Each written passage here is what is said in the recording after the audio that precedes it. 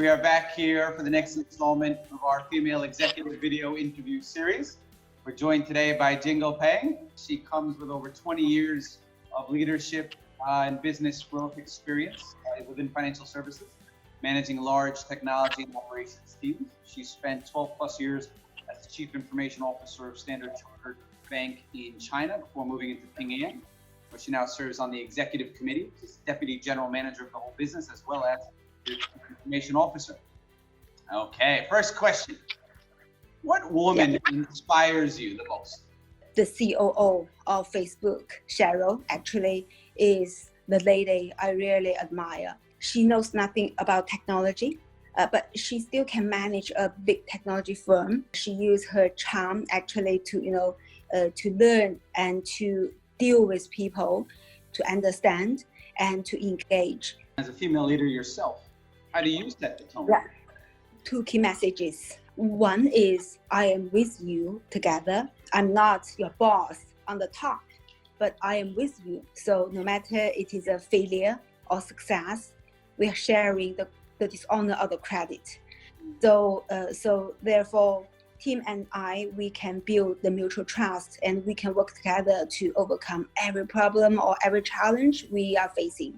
The second one is to let the team know actually we are here to make difference. We can have a collective vision to fight. So while you're in the middle of these challenges, how do you unplug?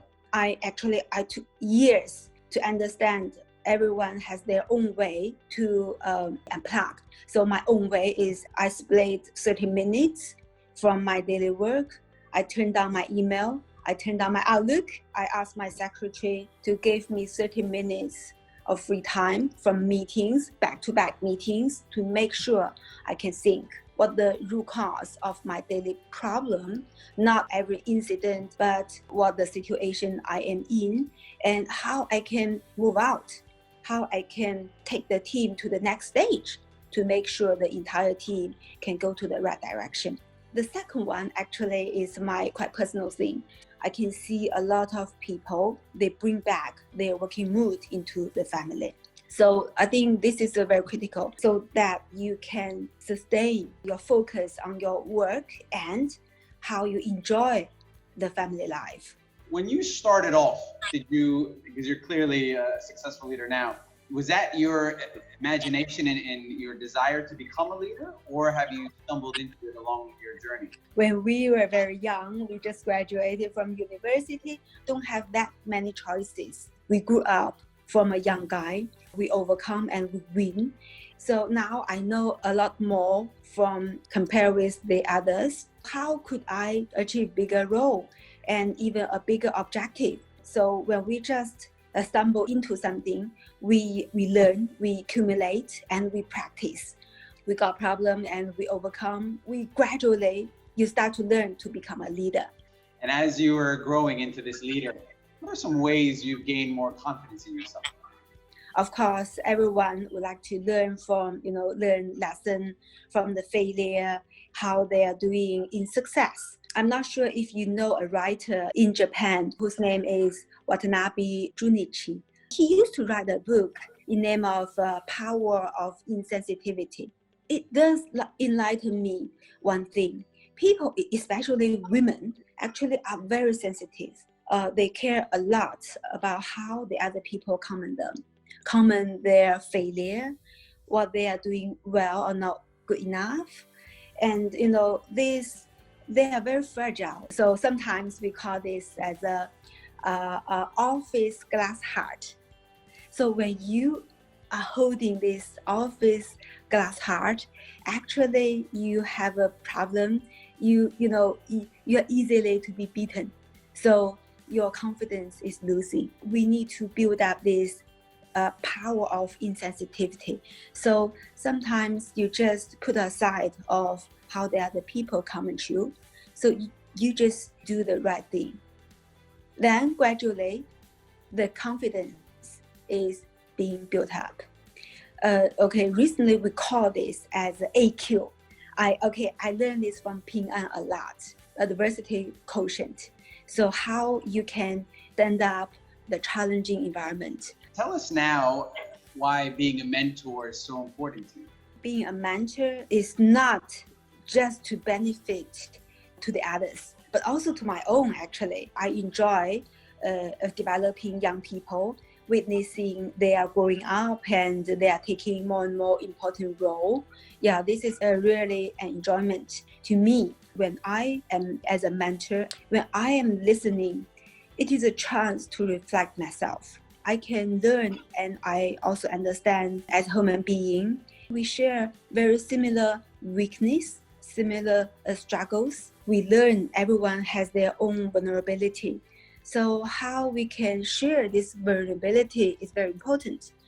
So what advice would you have for other people who are sort of getting into mentoring others? A lot of my team share with me, they think, okay, I'm not going to be a good mentor, or I am not deserved to be a mentor because I'm not good enough. I'm not yet successful. So how could I be a mentor to the others? But actually, to me, as a mentor, you don't need to be, very strong. And actually, it is also unnecessary. You show you are strong in front of the others, or you pretend to be very strong. So I think you just need to be listening. They sometimes just need a good ears. You need to be authentic. So not only to be a mentor, but in the daily work, in your real life, people can see you as a real woman or real man. So this could shorten the distance between you and mentee so that you can build up the mutual trust. The greatest risk you've ever taken? Where I just moved from a business operation area to a technology firm. There's a 10,000 hours principle. If we want to be an expert, you have to study in a specific area for long. So I've been in banking business area for almost 20 years. One day I realized my work probably very soon would be outdated, or my expertise will be outdated very soon. So at that moment, I've decided to take risk, to change my career. I try to learn all the terminologies about the technology, but yes, I still don't know how to code, how to be a programmer. But at that moment, I realized actually the common sense in management is very similar. So I made decision to pick up technology. Started from my CIO job in Standard Chartered. I tried to learn to understand and especially how leverage the skill to the area I was very familiar with. This is in my career, the biggest risk I've taken, but I want to keep challenging and jump out from my comfort zone. And I do see technology is the future. I have to make sure at least I can understand this future area. Over the last couple of months, all of us have been in some form of quarantine. What's your favorite home indulgence that you've allowed yourself during this time? Before quarantine, I've been in gym for a few years. Since quarantine, all the gyms are closed.